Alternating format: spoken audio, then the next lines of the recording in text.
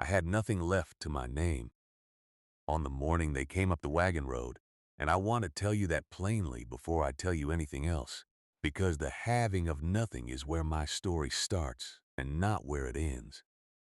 It was the third week of October in the year 1886, on the high benchland above the Madison River in the Montana Territory, and I was 29 years old and a widow of 11 months when the county men and my late husband's brother stood in my dooryard and read me the names of everything that was no longer mine. They read the cattle first, 40 head of mixed stock that wore the Bar and Hook brand my husband had burned into their hides with his own hand. They read the barn next, the good square barn with its loft full of Timothy hay. They read the bottom field and the well and the cook stove and the iron bed. My husband's brother, a heavy, slow-spoken man named Royce, stood with his thumbs in his belt and watched me hear it, and when the reading was done, he told me I could keep what I could carry.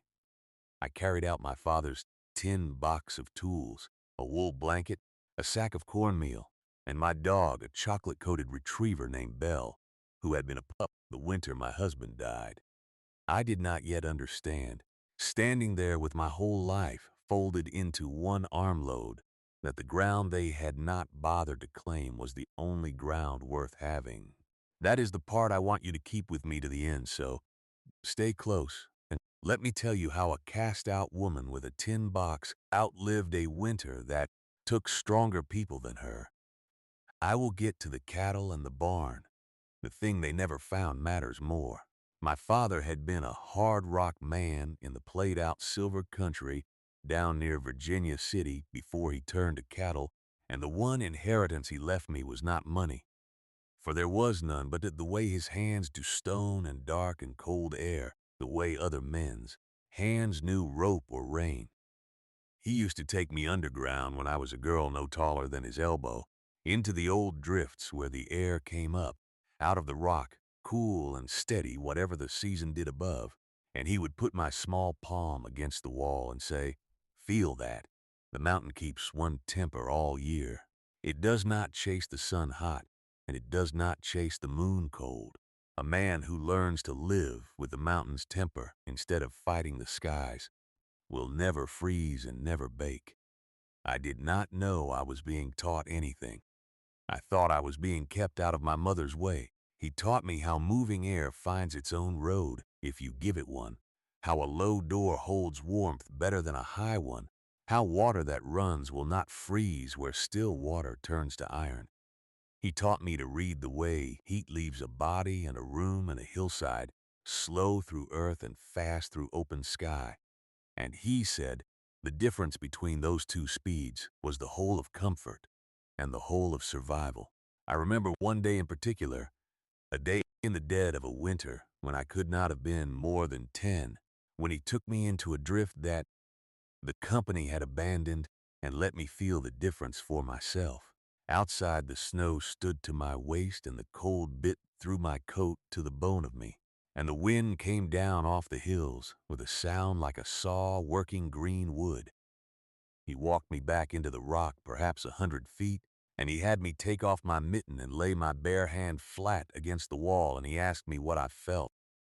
I told him it was not warm. He said no, it was not warm, but it was not cold either.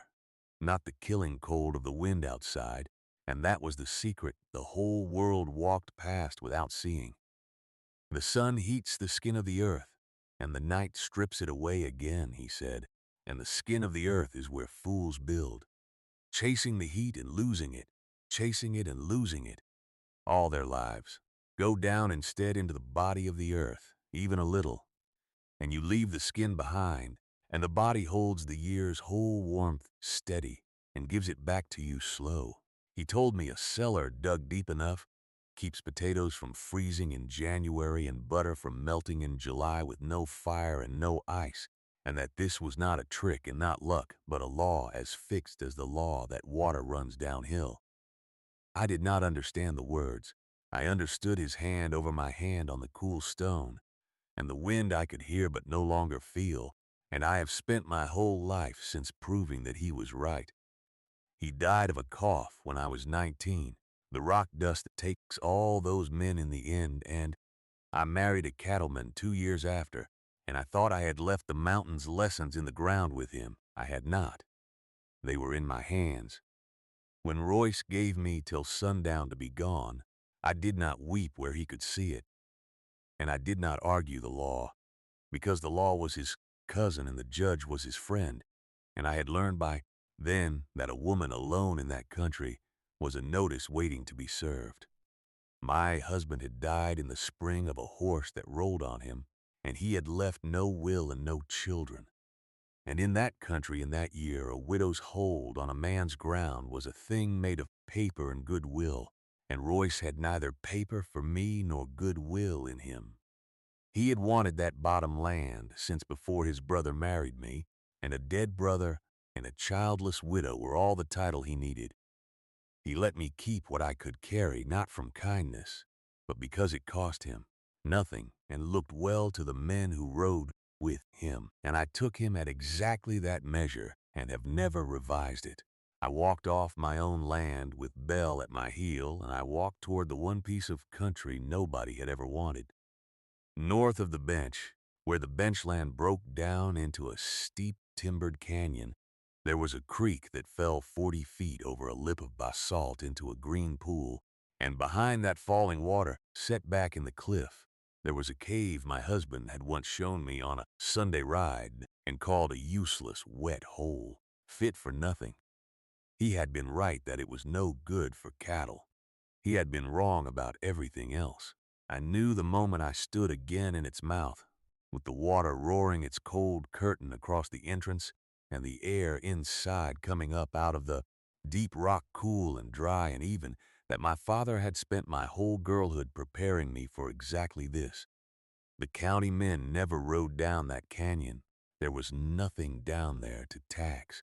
I will not pretend the first nights were anything but hard. I slept cold on stone with Belle against my back, and the falls thundering so near that I dreamed of drowning, and I ate cornmeal mush cooked over a fire whose smoke I had to learn to lead out before it choked me. The folk on the bench learned soon enough where I had gone, because in that country a thing is known the way weather is known, and when they spoke of it, they did not speak kindly. There was a man named Tate who kept the store at the crossroads, a tall, florid man who liked an audience and kept one. And it was Tate who first fastened the name to me that the whole bench took up. I heard it second-hand at first, then I heard it from his own mouth. He stood on his store porch with a half-circle of men around him, and a woman from the bench told me he said it loud as I passed below on the road with my flour. "There goes the cave witch," he said, "gone to live behind the water like something that crawled out of it, and she will be froze stiff as a poker by Christmas, and we will dig her out in the spring." The men laughed the easy laugh of men who are warm and certain. I kept walking. I did not yet have words for what I would build, but I had my father's hands, and I had begun already to give the mountain its road. Through that whole long autumn I worked, and the work is the part of the story I am proudest of. So let me lay it out the way I lived it.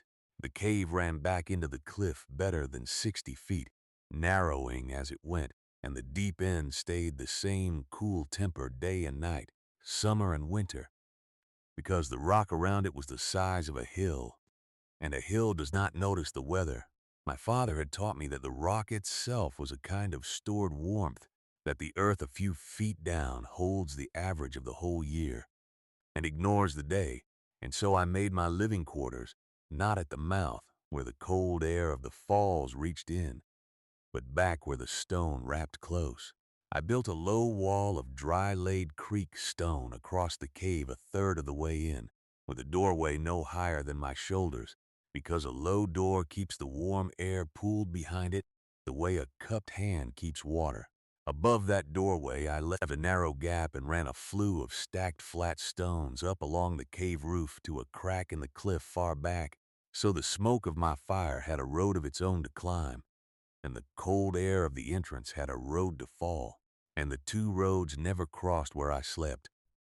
That was my father's first lesson made into stone. Give moving air its own way, and it will not trouble you. Belle learned the place as I built it, and she had her own corner near the fire where the stones stayed warm long after the coals died down, and more than once that autumn, she was the one who told me a thing before I knew it myself, lifting her head toward the mouth when the air changed, growling low at the canyon when a storm was still a day off the mountains. I salvaged what the country gave for free. I dragged deadfall pine down the canyon and split it small and stacked it dry behind my stone wall until I had a rick of fuel taller than myself. Because my father always said, a man who runs short of wood in January has been a fool since September.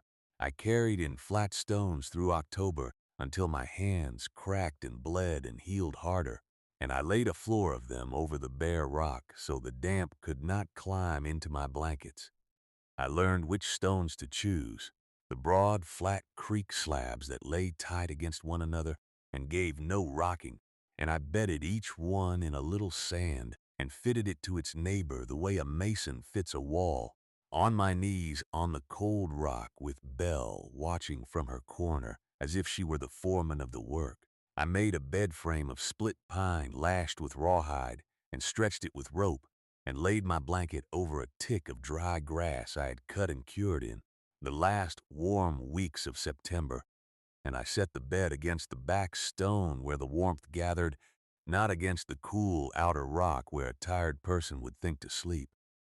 My father had taught me that too, that a body loses its heat to whatever it touches and whatever it faces, and that a wall of warm stone at your back will give a night's heat back to you, while a wall of cold stone will rob it all night long. I learned to keep my fire small and steady rather than great and roaring, for a small fire of dry split pine kept burning clean and gave its warmth to the rock around it, and the rock gave the warmth back through all the hours the fire was low, so that the chamber held its heat the way a banked oven holds its heat long after the coals have grayed. A great fire would only have driven the smoke against my flue faster than the flue could carry it and burned my whole winter's wood by Christmas. I learned to lead the falls themselves. A finger of the creek ran along one wall of the cave before it spilled to the pool, and I walled it into a narrow stone channel so it ran clean past my door, and because running water will not freeze where still water turns to iron, I had drink all winter that the hardest cold could not take from me. The bench people, when they hauled water in January, would be chopping it out of frozen barrels with an axe. I would dip mine with a cup. The store porch talk did not soften as the work went on. It hardened, the way men harden a joke they have decided to keep. I went up to the crossroads in the middle of November for salt and lamp oil, and Tate was at his counter with 3 or 4 bench men leaning on the barrels, and he did not lower his voice for me at all. The cave witch comes to town, he said, and looked round to be sure they were all with him, and they were. He asked me, mild as milk, whether I had grown a coat of fur yet, whether I howled at the moon, whether the fish in my pool had learned to call me mother. The men laughed. One of them, a younger man named Eli with a decent face, did not laugh, and he looked down at the floor instead, and I marked him for it, though I said nothing. I paid for my salt and my oil, and I told Tate only that I would be obliged if he would keep my account square, and I went home down the canyon to my stone and my fire and my dog. I want you to understand I felt the cut of it. I was not made of the rock I lived in. Yet my father had left me something better than a thick skin. He had left me a reason to be certain, and certainty is a quiet thing that does not need to laugh back. I will tell you the last time I heard the name from his mouth, because it came at the worst possible moment for him to have been wrong, only days before the sky turned. It was the last week of December, and I had gone up for lamp oil against the long nights, and the porch was full of men stamping the cold out of their boots, and Tate saw me on the road below and called it down to me clear as a bell across the still cold air. There goes the cave witch to her hole, he called, And mind you bring her a Christmas goose, boys, for she will be the only thing froze solid in that canyon come the new year." The men laughed, and the laugh carried down the road after me a long way in the hard, clean air.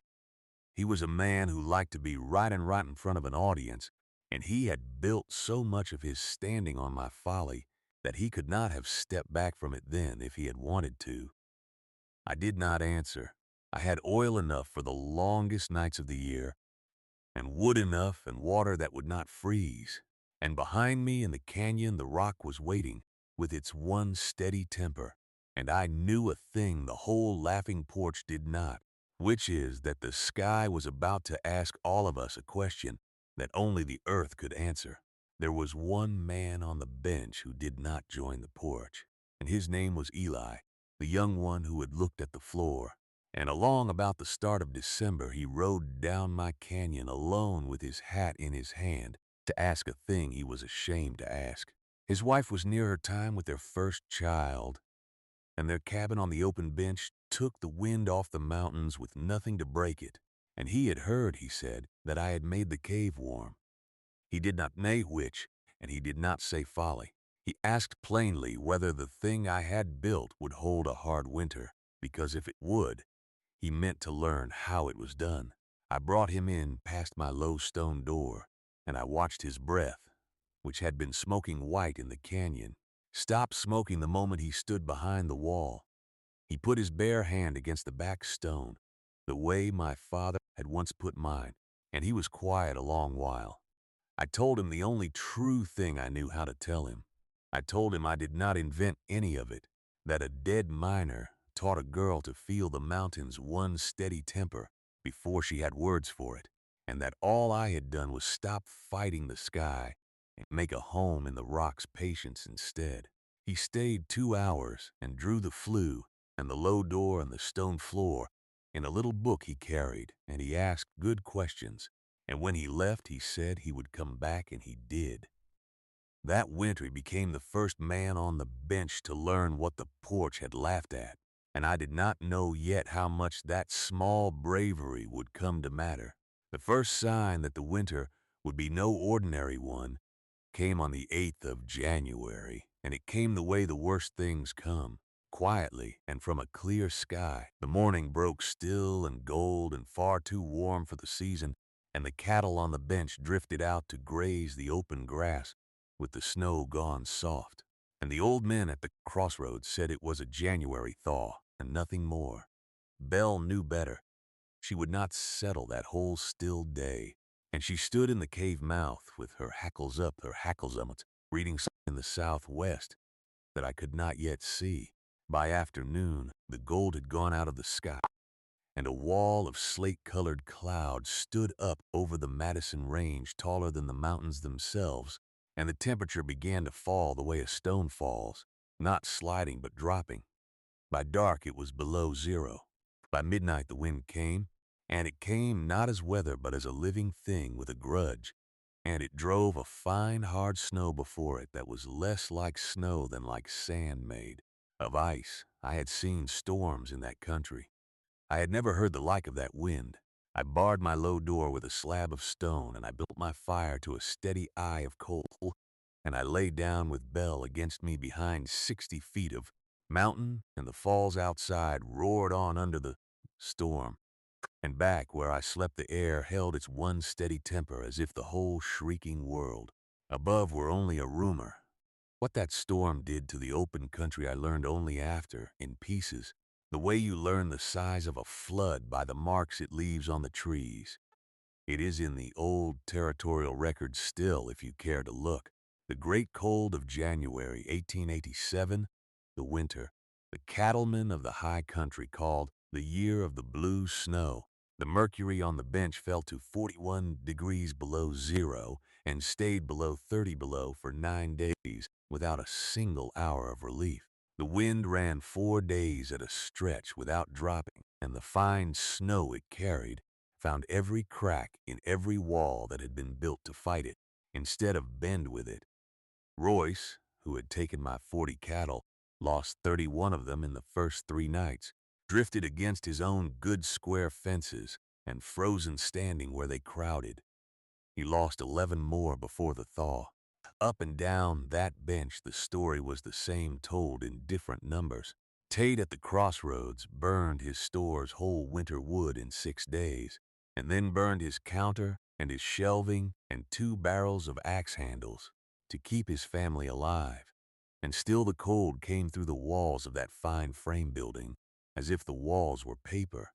A family named Orr, 4 of them, were found after the storm in a cabin where the fire had gone out.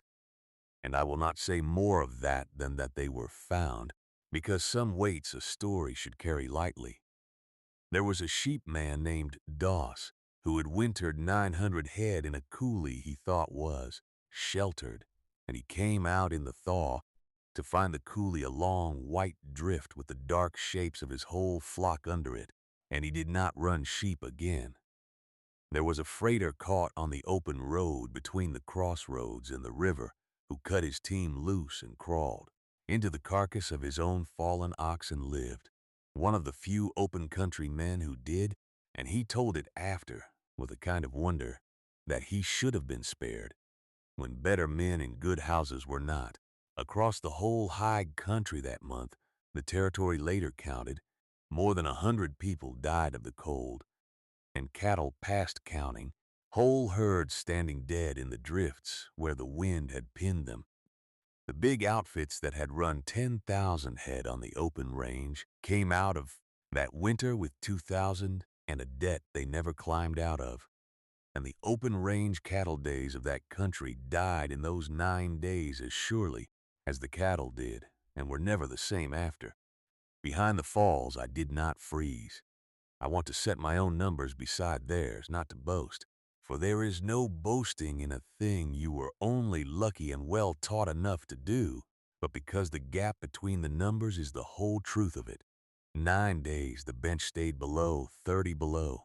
Behind my stone wall, 60 feet into the mountain, the air never fell below 40 degrees above zero. And with my fire of small dry wood kept to a steady eye, I held the room near 60 in my shirt sleeves, while 100 yards away, the falls themselves froze into a tower of blue ice that sealed my doorway like a wall of glass and made the cave warmer. Still, my channel of running water never iced. My rick of wood, cut since September, was not half gone when the cold broke. Belle lay by the fire and grew so easy in the warmth that she dreamed and ran in her sleep. Once, in the worst of it, I opened my door a hand's width and held the lantern to the gap and saw nothing at all but driving white and the blue glass of the frozen falls lit gold from within by my own light. And I shut it again and went back to my fire. And I thought of my father's palm on the cold rock, and I was not afraid. On the 4th day of the storm, Eli came, and that is the part of this I can still hardly tell without my voice going, so let me tell it slow.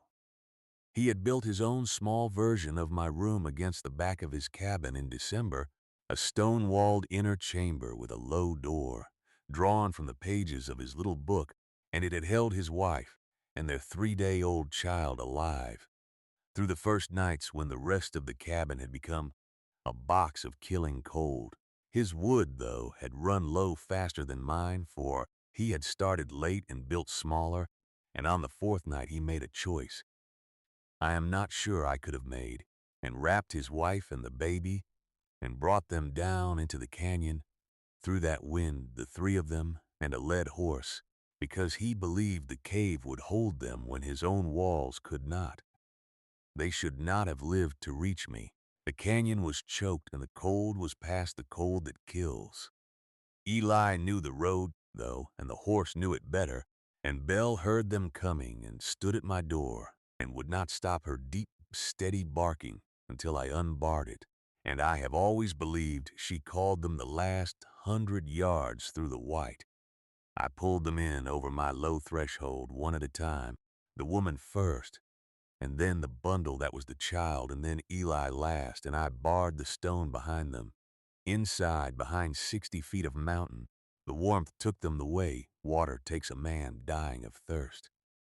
The young wife, Ada, could not speak at first for the cold in her, And when she could, she only said over and over, "Broken, the baby." And I opened the wrappings, and the child was pink and breathing and outraged to be looked at, and Ada wept then in a way that had nothing of grief in it. Eli stood just inside my door, with the storm still roaring against the blue ice of the frozen falls behind him and the amber of my fire on his face, and he looked back the 60 feet of warm, dry stone, and he looked at the running water in my channel, that the worst cold in living memory had not touched, and he looked at his wife and his living child by my fire. And he said one thing. He said, "Your father built this." That was all. I had told him in December where the knowledge came from, and he had carried it down into the dark to mean it. It was not my name he spoke, and not my cleverness he praised. He gave the credit back to the dead man it belonged to, and in doing that, he gave me back my father for a moment in that warm room, while the world above died of the cold. Nobody spoke for a long while after. The fire ticked, the baby fussed and quieted. Belle put her head on Eli's boot.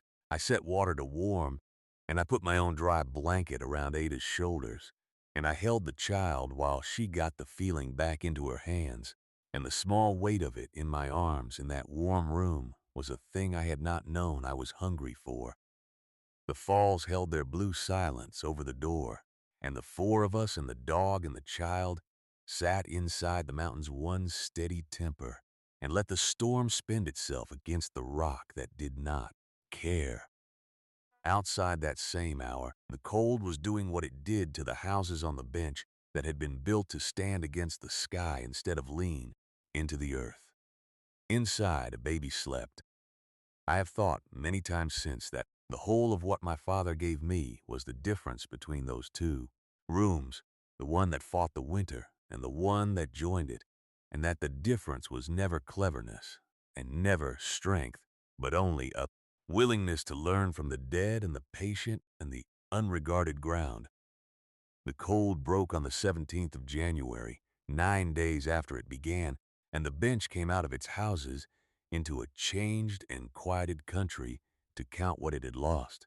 Ada and the child went home to the bench when the canyon cleared alive, and the story of where they had been the worst 4 nights went home with them, and could not be kept quiet, because Ada would not keep it quiet, and Eli would not, and a living baby is an argument no porch can laugh down. The men who had laughed came, not all at once and not with apology, for that country did not deal in apology, but they came down the canyon through the melting drifts to stand in my mouth and look at the stone wall, and the low door, and the flue, and the channel of water that had not frozen, and to feel for themselves the warm, even air at the back that the killing winter had never reached. Tate did not come. A proud man seldom walks down into the canyon he laughed at. His trade in me changed all the same, for when I went up for salt in February, he weighed it out and made my account square and did not call me anything at all. And the silence of a loud man is its own kind of speech. Eli became the carrier of the thing, and that is how knowledge lives past the one who held it.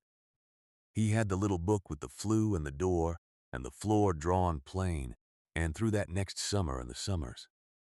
After he helped a dozen families on the high country cut stone chambers into their own hillsides, and their own cellars, low-doored and rock-wrapped, with the smoke given its own road and the warm air given its own pool. He would not take money for it, and when a family pressed him, he told them to teach the next family for free and call the account square, and so the thing spread the way water spreads, finding its own level, asking nothing. Not all of them did it right at first. A few copied the shape without grasping the reason, built the low door but ran the flue wrong, or set the chamber too shallow into ground that still chased the weather, and learned the hard way that the form alone was not the thing. One man on the far bench dug a fine, deep chamber, and then cut a great tall doorway into it for the look of the thing, and wondered all winter why his warmth poured out the top of it like water over a dam, until Eli came and showed him that a low door was not a poverty but a principle. The thing was the principle, The mountain's one steady temper, the patience of the earth that holds the whole year's average and ignores the day. And you could not copy that off a drawing. You had to understand it. The ones who understood it never lost a soul to the cold again. An agent of the Territorial Land Office, a careful man named Hollis, who was mapping the canyon, claims 2 summers later, wrote my method into his survey notes in a plain hand, the dry-laid stone wall and the low threshold and the lead flue and the unfreezing channel, and called it in his report a sound and replicable model for winter habitation in cliff and bench country, and that dry official sentence outlived every laugh the porch ever spent on me. I lived behind that falls for 40 more years, and I want to pull back now and let you see it from the distance of all those years, the way you would see it from the rim of the canyon looking down. The bench changed hands and changed again. Royce sold off the cattle ground he had taken and moved south, and I never wished him ill, for the winter had judged the question between us more thoroughly than any court could have, and a man who has lost 42 cattle to his own good fences has been answered. Tate's store burned in a dry autumn years later and was built again by other hands.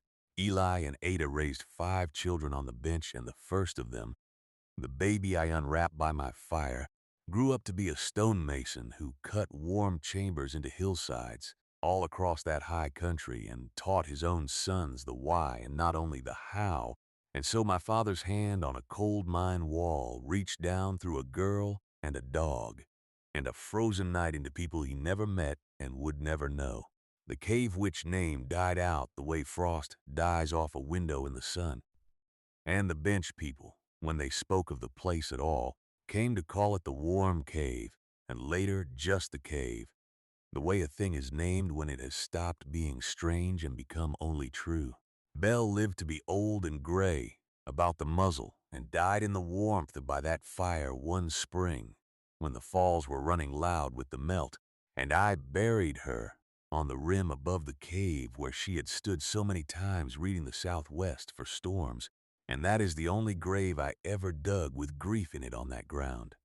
The falls still fall. I am an old woman now, and my hands are my father's hands grown old, and on the coldest nights of the year, I still sit behind the stone he taught me how to lay, in the steady temper of the mountain that does not chase the sun or the moon. And I think of all the warm rooms cut into all the hills of that country, because one cast-out woman had nothing left but a tin box of tools, and the one inheritance that mattered. They took the cattle and they took the barn. The mountain kept the rest. If you stand on the canyon rim today, where Belle lies, you can see the water still falling over the basalt lip exactly as it fell. The night it froze to blue glass over my door and made my home warmer, and behind that falling water the rock holds its one quiet temper, yet as it held mine, as it will hold long after the last of us who remember the blue snow are gone into the same patient ground. The earth keeps what it is given. That is the whole of it.